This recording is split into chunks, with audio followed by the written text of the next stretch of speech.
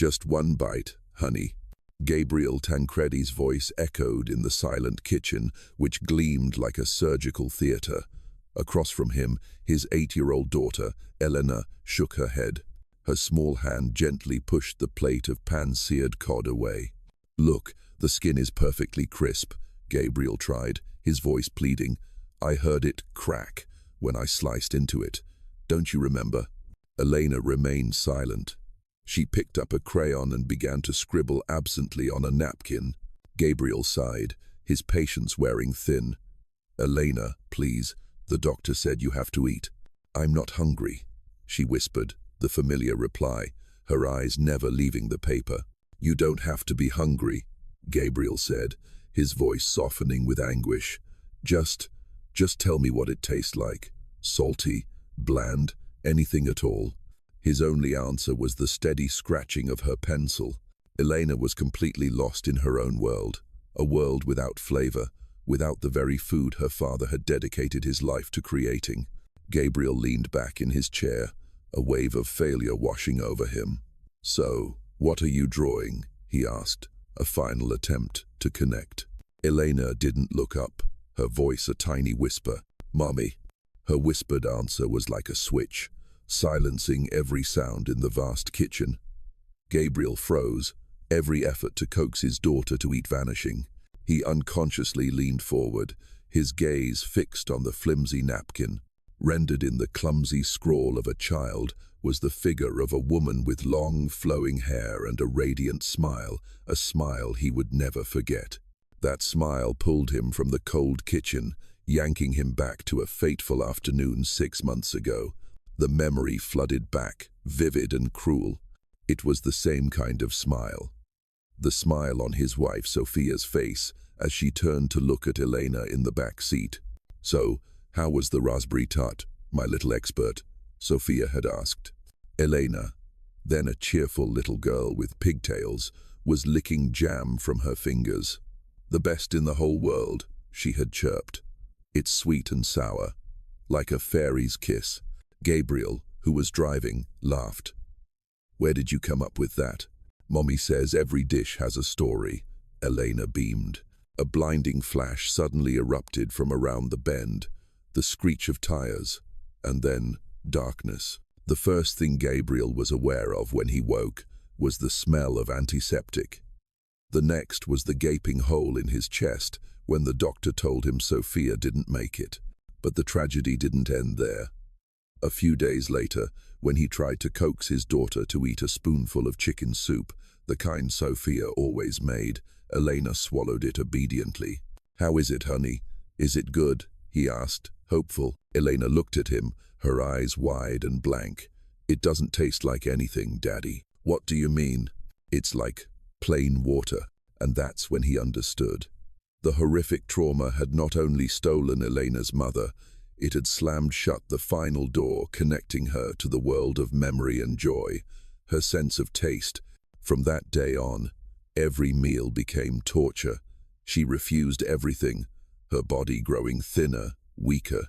A thick sorrow settled in her eyes, replacing the vibrancy of a child who once found a fairy tale in the sweet tang of a raspberry. Gabriel looked down at the perfect, cold piece of cod on the table, then at the drawing of his smiling wife in his daughter's hands. He was struck by a bitter truth. He could create every flavor in the world, but he could not cook up the flavor of happiness for his own daughter. Beyond the tranquility of that lavish kitchen, a frantic chase was unfolding under the sickly yellow light of the dying night market. "Hey kid, stop right there." The guard's angry shout slammed into Marco's back like a physical shove. The 12-year-old didn't dare look back. He could only pump his legs and run, his skinny hands gripping the handles of his rickety old cart. The wheels screeched on the damp concrete, a piercing alarm. His lungs burned, but the thudding footsteps behind him wouldn't let him slow down. He made a mistake when he turned into a narrow alley.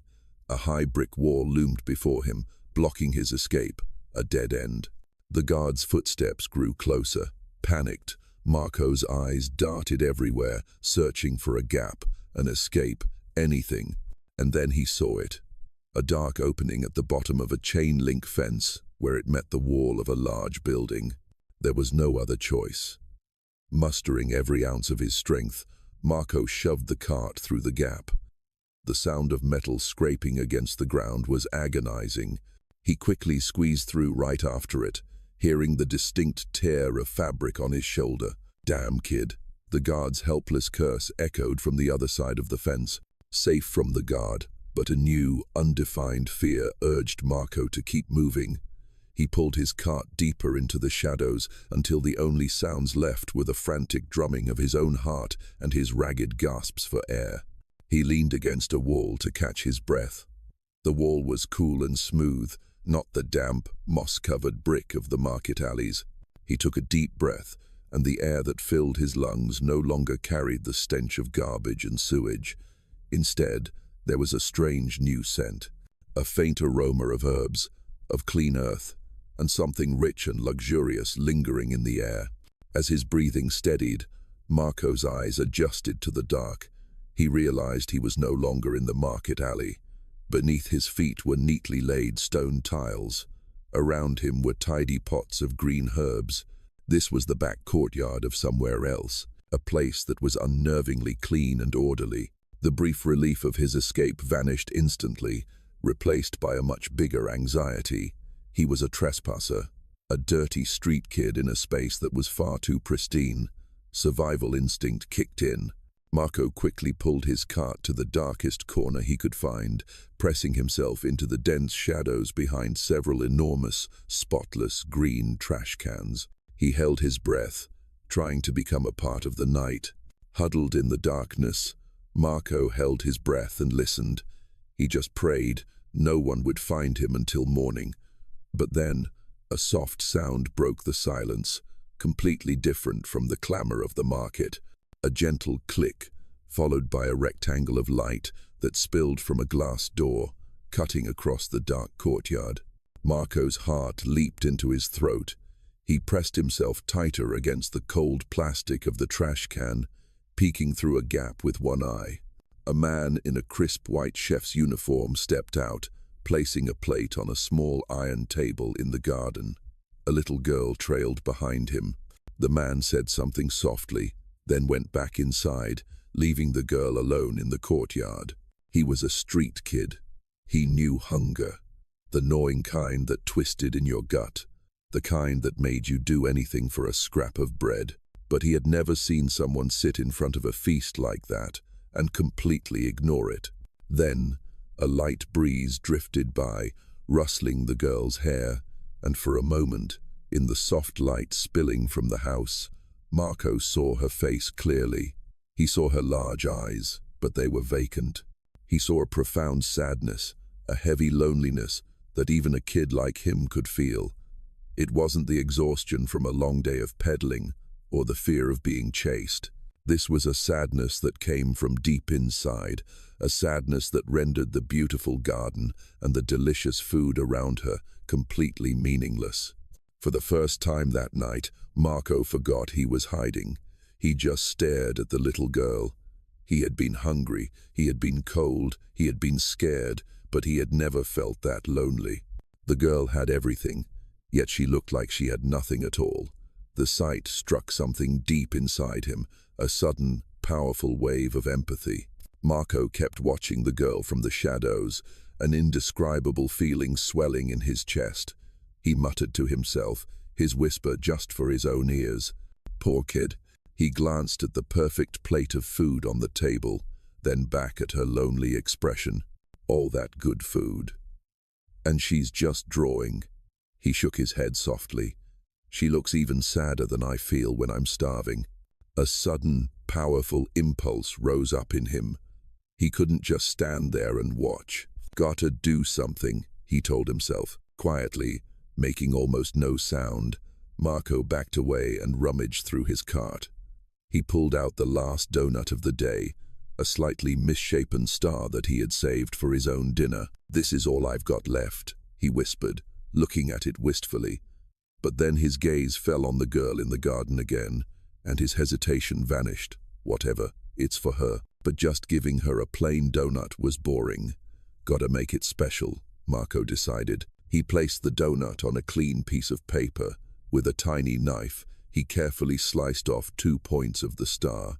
Then, he skillfully attached the 2 pieces to the top of the donut, creating 2 long, goofy ears. The originally lopsided star was suddenly transformed into the face of some ridiculous-looking animal. Still not satisfied, he pulled out his secret weapon, a bottle of ketchup. Using the tip of a toothpick, he carefully dotted on 2 red eyes, then drew a wide, cheerful smile underneath. In seconds, the cold donut had become a funny little character, imperfect but full of life. It wasn't an exquisite Michelin star dish. It had no complex aroma. It was just a simple food game, created from the sincere heart and creativity of a street kid. Marco admired his handiwork, a faint smile touching his lips. All right, he took a deep breath, mustering his courage. Now, how do I get this to her? Marco took another deep breath, his heart hammering against his ribs. He couldn't just walk out there. He had to do this secretly. He looked around, judging the distance. From his dark corner to the leg of the girl's table was a stretch of smooth stone patio. Perfect. He placed the smiley-faced donut on its paper liner and crouched low to the ground. He mumbled a little prayer. Please, please, please. Then, with a gentle but firm flick of his wrist, he sent the paper sliding across the stone. The paper glided silently, like a small boat on a calm lake, and came to a perfect stop right next to the leg of Elena's chair. Marco quickly shrank back deeper into the shadows, holding his breath, his heart threatening to burst from his chest. Elena was still lost in her own world, her pencil moving soullessly across the paper. But then an unfamiliar object suddenly appeared in her peripheral vision. She froze. Slowly, she lowered her head. First came surprise. Her vacant eyes blinked. What was that? It didn't belong here. It wasn't her father's magnificent food. It was just a funny-looking donut with 2 ears, ketchup eyes, and a wide, goofy grin. The silence stretched for a moment. To Marco, it felt like an eternity. And then, the miracle happened. A small sound escaped Elena's lips. At first, it was just a little hiccup of a sound, as if she'd forgotten how to make it. Then, the corners of her mouth twitched upwards, and a giggle clear, but with a hint of rust, as if it hadn't been used in a long time, rang out in the quiet courtyard. Elena laughed. It wasn't a big laugh, but in her world, it was like an earthquake. From the shadows, Marco felt a wave of pure joy wash over him. He'd done it. He'd made her laugh. That clear, bright sound made him curious. He wanted to get a better look at her expression. He unconsciously leaned out a little from his hiding spot. The laugh made Elena curious too. Who was behind this funny little trick? She scanned the manicured bushes, and then her eyes suddenly stopped on the dark corner of the courtyard where the large trash cans stood. Just then, a sliver of light from the house caught the grimy face of Marco as he peeked out. For a frozen moment, both children stared. Elena's laughter died, replaced by wide, astonished eyes. Marco was rooted to the spot, his heart seizing in his chest, busted. He wished he could just vanish into thin air. Silence enveloped them. Marco expected her to scream, to call for an adult. He braced himself to run, but Elena didn't. She just looked at him, then down at the smiley-faced donut in her hand. She tilted her head, a curious, childlike gesture. Then, she held the donut up slightly, as if asking a silent question. Yours? Marco, too scared to speak, could only manage a slight nod. Elena looked at him for another second, and then a different kind of smile appeared on her face, this one shy and a little secretive. Without a word, she quietly turned back to her table. She did something Marco never expected. She placed the donut on the empty porcelain plate next to her. She picked up the glittering silver fork. She glanced quickly back toward Marco one more time, as if to make sure he was still there, still watching. Then, using the fork, she carefully cut a small piece from the donut's ear. She lifted it to her mouth and began to chew slowly. She still couldn't taste a thing. But now, that didn't matter anymore. A meal was no longer a lonely task. It had become a secret, a fun game between her and the strange boy hiding in the shadows. Inside the restaurant, Gabriel was pacing. 10 minutes had passed, too long for such silence. He feared her indifference had returned, that the small miracle he'd glimpsed was just an illusion. With a sigh, he decided to go outside, perhaps to clear the table and bring his daughter to bed. He pushed the glass door open gently, not wanting to make a sound. The first thing he saw was his plate of cod, untouched and cold.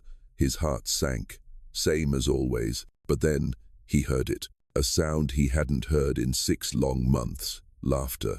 A clear, happy giggle.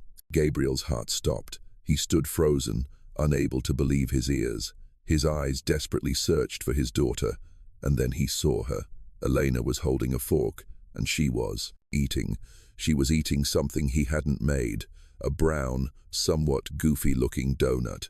And she was smiling, a real, radiant smile, aimed directly at. Gabriel's gaze followed his daughter's and landed on a figure in the shadows. Huddled at the edge of the light was a boy, a street kid, skinny and grimy, wearing a tattered shirt and looking at his daughter with an expression of both worry and delight. The anger and pride of a successful man surged through him. His first instinct was to pull out his phone. "Security," he muttered. Marco saw the man's face harden and the phone in his hand. He knew he was in deep trouble. Survival instinct kicked in, and he prepared to bolt. But before Gabriel could dial, a small voice rang out, stopping him in his tracks. "Daddy, don't." Gabriel froze, turning to his daughter. Elena had slipped off her chair, clutching the smiley-faced donut in both hands, as if it were the most precious treasure in the world. Her eyes, glistening with tears, looked at him with a desperate plea. "Please, let him stay." It was the first clear, intentional thing she had said to him about a desire of her own in months. And then, through her tears, a brilliant smile broke out on her face, a smile of pleading, of hope. That smile melted away all the anger and defensiveness in Gabriel's heart. The phone in his hand suddenly felt impossibly heavy. He slowly lowered it. His daughter was begging for a homeless boy, for a donut, for a smile. Silence fell over the garden. Gabriel took a deep breath, trying to sort through his chaotic thoughts. He walked toward Marco. The boy flinched and stepped back, his face etched with fear. "What's your name?" Gabriel's voice was low and steady, the anger gone. Marco, sir," the boy mumbled. Gabriel looked down at the donut in his daughter's hand, then back at Marco. A crazy but hopeful idea sparked in his mind. "I have a proposition for you, Marco," he said decisively. Marco looked up, bewildered. "You can come here every day," Gabriel continued. "You'll help with some odd jobs in the kitchen. In return, you'll have food and a place to rest." He paused for a moment, then delivered the most important condition, his voice filled with a raw urgency. "But most importantly, you have to make more food like this. You have to invent food games to convince Elena to eat." Marco was frozen, unable to believe what he was hearing. He looked at the powerful man before him, then at the little girl who was now grinning from ear to ear. One moment he was a runaway, and the next he was receiving an impossible offer. Gabriel saw the pure joy on his daughter's face, and he knew that no matter how crazy this decision was, it was the rightest one he had ever made. Weeks passed. The gleaming Michelin kitchen was no longer a strange place to Marco. He had his own little corner with simple tools, a stark contrast to the state-of-the-art equipment of the other chefs. The atmosphere had changed, too. Elena's giggles now frequently echoed through the space, mixed with Marco's playful teasing. The chefs, who had once been dismissive, now treated the boy like a good luck charm. Gabriel often watched from a distance. He saw that his daughter no longer feared mealtimes. She happily participated in Marco's food games, even though Gabriel knew her sense of taste hadn't returned. But at least she was eating. The color had returned to Elena's cheeks, and most importantly, A spark had begun to flicker back to life in her eyes. One afternoon, a gentle rain was falling. Marco wasn't making smiley-face pizzas or star-shaped jellies. He was quietly preparing a small pot of soup at his station. He picked each sprig of cilantro, each basil leaf, rubbing them gently between his fingers to awaken their scent. Elena sat on her usual high stool, asking curiously, "What game are we playing today, Marco?" Marco smiled, a smile that seemed a bit distant. "No game today. This is my mom's soup. She used to make it whenever it rained." He ladled a small, clear green bowl of the fragrant soup and gave it to Elena. "Why don't you taste it and see what story is inside?" Elena obediently took the spoon. For her, this was just another familiar routine. She was used to eating without perceiving anything but the texture of the food. She lifted the spoon to her mouth and slowly swallowed. And then, something unusual happened. Suddenly, her eyebrows furrowed slightly. A tiny crease appeared on her forehead.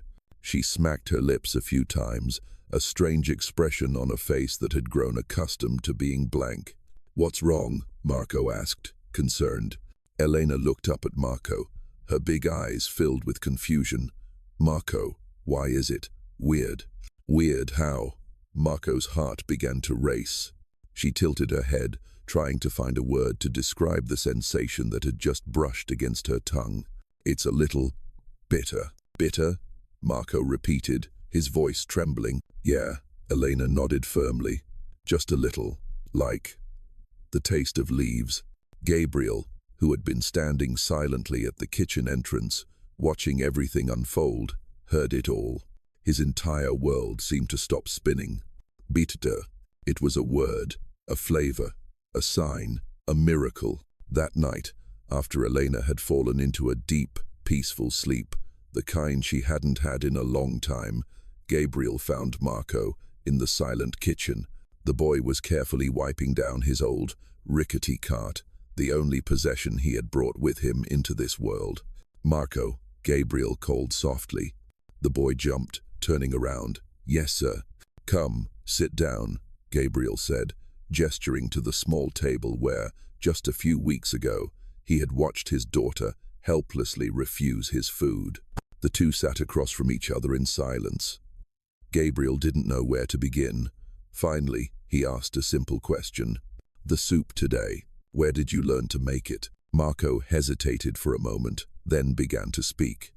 He told him about his mother, about her smile and her hands that were always busy in the kitchen. He told him how the cart was the last memento she left behind after a sudden illness took her. He told him about the months of wandering, about his only joy being the sight of others smiling when they ate the food games he invented. "My mom used to say," Marco's voice grew quiet, "that the best food isn't the most expensive. The best food is the kind that can make someone smile." Gabriel listened, hanging on every word. He looked deep into the boy's clear eyes.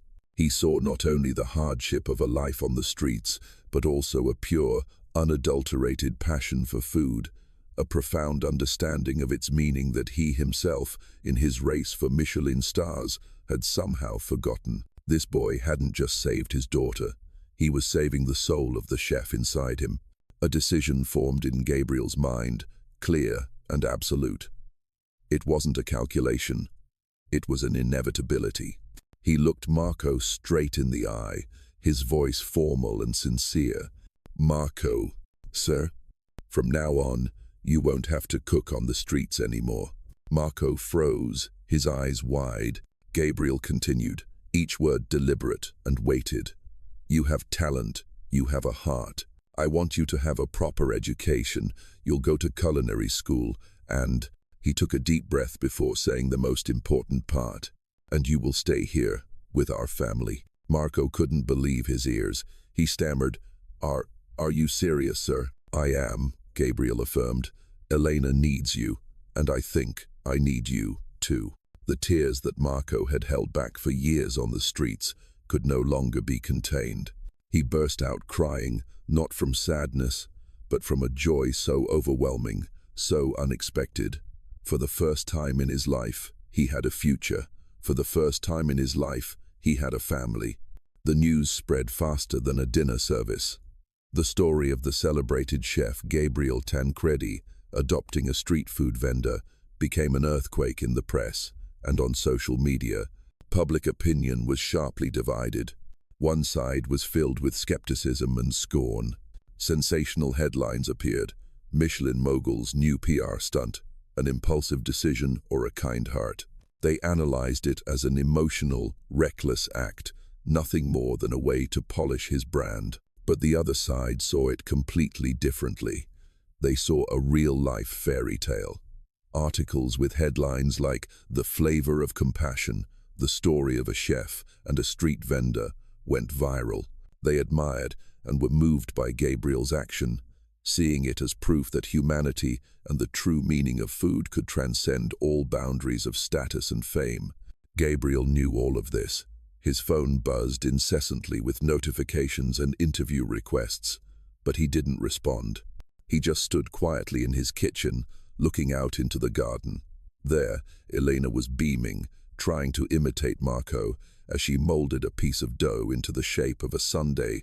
His daughter's crystal-clear laughter was the only answer he needed. He understood that his public image as a perfect chef no longer mattered. The only thing that mattered now was that he was getting to be a father and that his small family had finally found its joy. The slightly bitter taste of the herb soup that day was only the beginning. It was like a small crack in a solid dam, and from it, a whole forgotten river of flavors began to rush back. Every passing day was a new and magical discovery for Elena. "Marco, look," she squealed one morning, her eyes shining as she bit into a strawberry. It's sour. So sour." A few days later, during lunch, she scrunched up her face with delight as she tasted a French fry. "Salty. I can taste salty, Daddy." One by one, the basic flavors of life, sour, sweet, salty, spicy, returned, not suddenly, but slowly, subtly, like old friends knocking on the door after a long journey.